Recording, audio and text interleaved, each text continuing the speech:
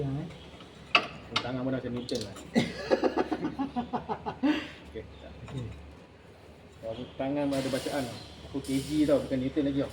Din, ni asal letak ikat Din? Ini ada bracket dulu, bracket dia dah patah ni. Mana? Ni betul.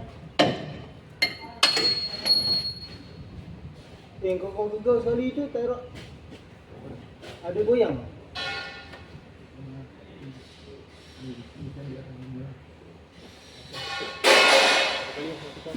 Tahun tu lagi.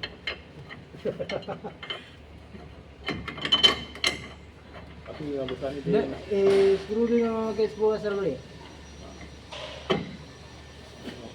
Yang ni pun tak ada marking ni. Yang ni pun tak ada marking.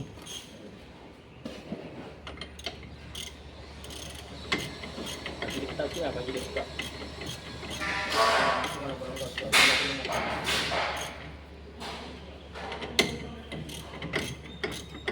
Satu je lepas je. Ya.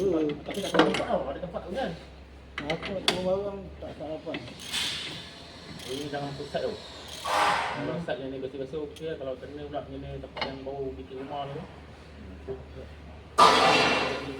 Barang bawah dulu sikit. Tegak ni, tegak kan. Ini boleh kan. Tegak tu.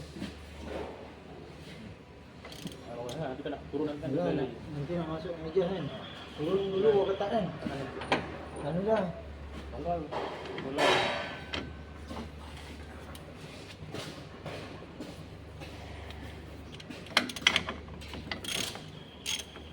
Dah pun bola lebih aku cakap ni mat.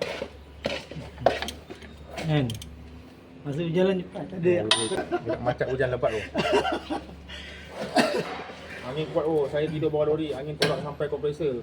Yo. Dia bunyi ayat. Bukan pembalas, dosa banyak. Biarlah.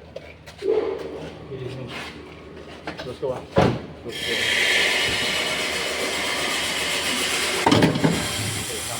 Belok. Mana pun mungkin.